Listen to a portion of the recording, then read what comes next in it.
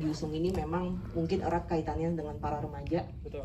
Memang merupakan segmen dari film ini sendiri, dan kita juga berharap bahwa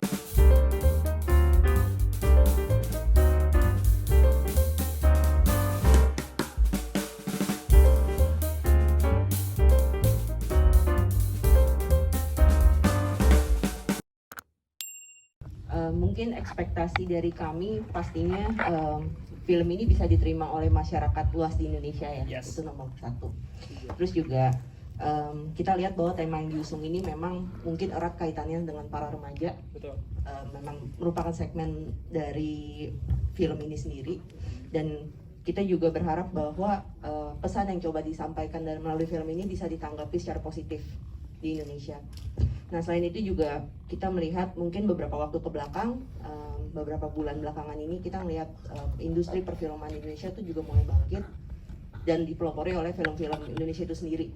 Jadi kami dari AJ Social Entertainment dan saya rasa juga semua pihak yang terlibat dalam film ini, kita berharap bahwa film Kalian Pantas Mati ini bisa menjadi salah satu film yang digemari di Indonesia dan juga menghibur para penonton, serta juga memiliki kontribusi yang tinggi terhadap pertumbuhan kancah perfilman di tahun ini. Jadi sebenarnya bukan kita memilih genre-nya, tapi kita memilih film Morning Grief-nya yang untuk kita remake gitu kan. Jadi memang seperti itu, tapi memang yang pertama kali membuat kita tertarik dengan film Morning Grief yang asli dari Koreanya memang karena bukan cuma straight up horror aja sih menurut kita. Jadi muatan drama dan dramanya cukup kuat, dan itu yang menurut kita bahwa itu bisa jadi pembeda dari genre horror yang lain. Dan sebenarnya kelihatannya sekarang kan lagi tren horror banget ya, tapi sebenarnya bukan kita hanya ikut-ikutan tren aja, tapi kita sudah mulai develop dan beli rights film ini sejak tahun 2020 akhir. Kita nulis skripnya dari 2021 ya, Lim ya? Ya, itu masih Taiwan waktu itu kan ya. Kita mulai develop, udah nulis tahun 2021, baru syuting dan rilisnya aja baru tahun ini kebetulan gitu.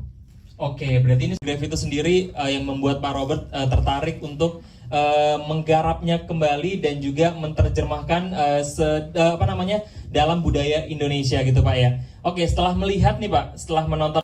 Wah, ini kelihatannya pertanyaannya buat investor. Tapi kalau supaya tahu bahwa saya ini kan produsernya, jadi saya benar-benar hands on dari awal sampai akhir nih.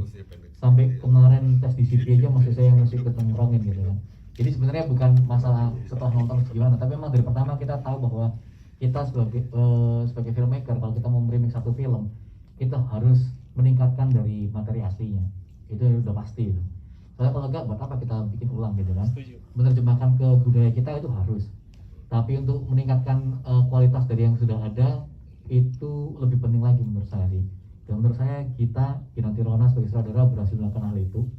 Karena kita harus ngobrol dengan banyak international sales kita gitu yang udah tahu film aslinya, dan nonton ini semua sepakat bahwa kita di atas film aslinya sih menurut saya, menurut mereka juga, dan lebih compact, lebih direct, lebih gory juga, dan dramanya juga lebih mengena sih menurut saya. Dan kita menerima itu dengan baik, karena kan film ini juga kita punya international sales agent ya, kita bersama dengan WME yang logonya juga ada.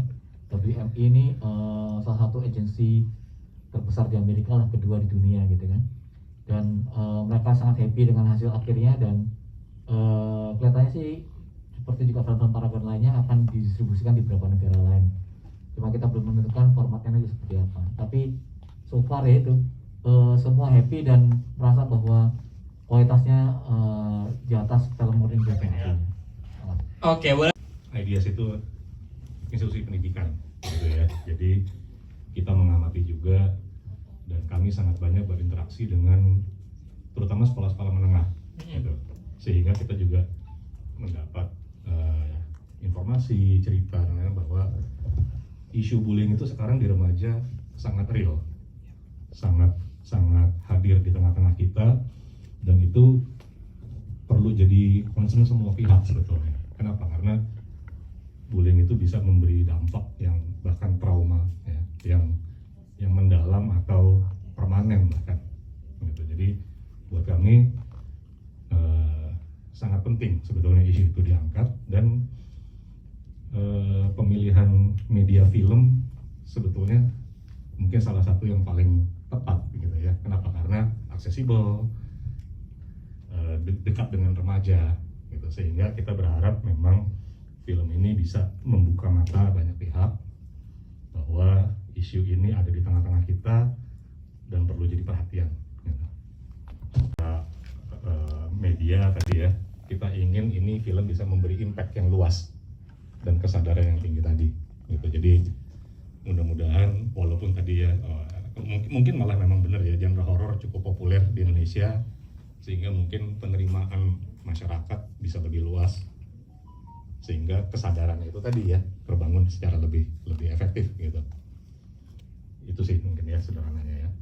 Remake film Morning Grave dari Korea, tentunya ada harapan untuk membuat secara treatment juga lebih baik dari film originalnya gitu. Jadi itu tantangan yang buat saya sih sebenarnya challenge ya, buat yang untuk membuat secara treatment, karakter development, story itu bisa terdeliver dengan baik dan bisa disukai juga oleh penonton film kita gitu sih.